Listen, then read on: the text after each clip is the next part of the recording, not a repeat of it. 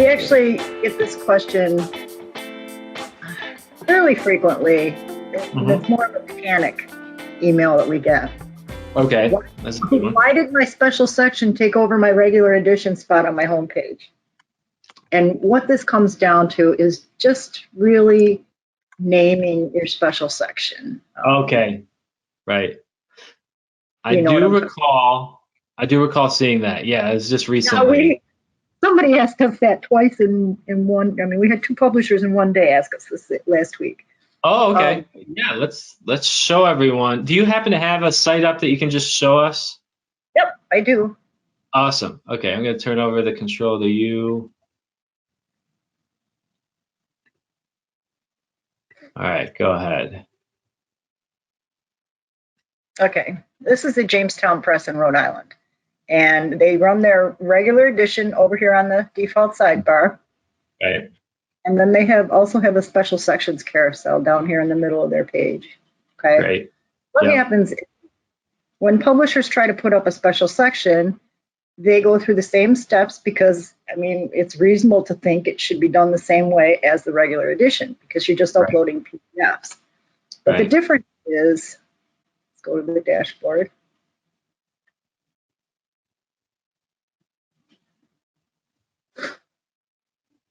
Second here, we'll go to PDFs, all PDFs.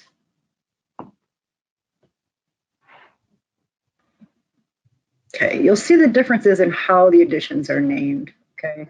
Here's your regular edition, here's your special section, and also the category. Right. Okay, special sections go in a special sections category, but I want to take a look at this one real quick. Okay. If we look at the right-hand side, okay, we selected special sections as the category rather than e-edition. Even though it is an e-edition, technically, it still needs to have that special sections category. This is part of the reason that it's taking over the regular e-edition. So make sure special sections is checked. Okay. And then when you name your edition, you go to type, and this is, you know, a little misleading because you go to type in your name and this calendar pops up. Right. So this is the second mistake. The publishers are just selecting a date because it really does say add your edition date. Right. But underneath, it's kind of like a little disclaimer type thing. Please use your year, month, day format or text with no spaces for special sections. Yeah. Okay. So what you want to do is add your text. This text is basically creating the slug or the tail end of your URL. This is how URL knows where it's going. This is why you don't want spaces. And it usually will come out as all small letters anyway. We can look at the permalink up here. Oh, I guess it does come out. Oh, okay. Yeah, this is what you're creating when when you your edition, and that's why it's important not to have any spaces. So just 2 things when you're putting up a special section. You're going to upload it exactly the same as you do in e-edition, but you want to choose the special sections category and name your edition correctly rather than giving it a date because you're creating this part of your URL.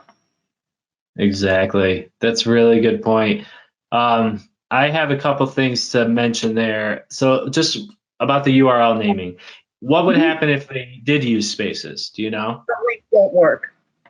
It won't work. The link won't work. Okay, I thought maybe that it would put like those percentages in there. You know, it's like %n or something. Some code. Yeah, it's percent money, and it won't work. Yeah. It just won't work. But will it even save the article, and then the URL just won't work at all?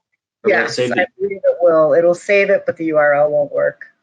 Okay, got it. So you end up with, if you try to click it, you're going to get that black screen.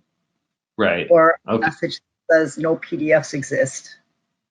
Oh, right. Okay, that screen. Yes. Okay, got it. All right. Well, that's a good side tip on the naming. But I think that the main thing that directs it, as with all the widgets, is the category. That's the case, like with every widget on your homepage. So if you did put it in the e-edition, it's going to show up there. You're probably going to just want it in special sections. So yeah, exactly what you said. Yeah.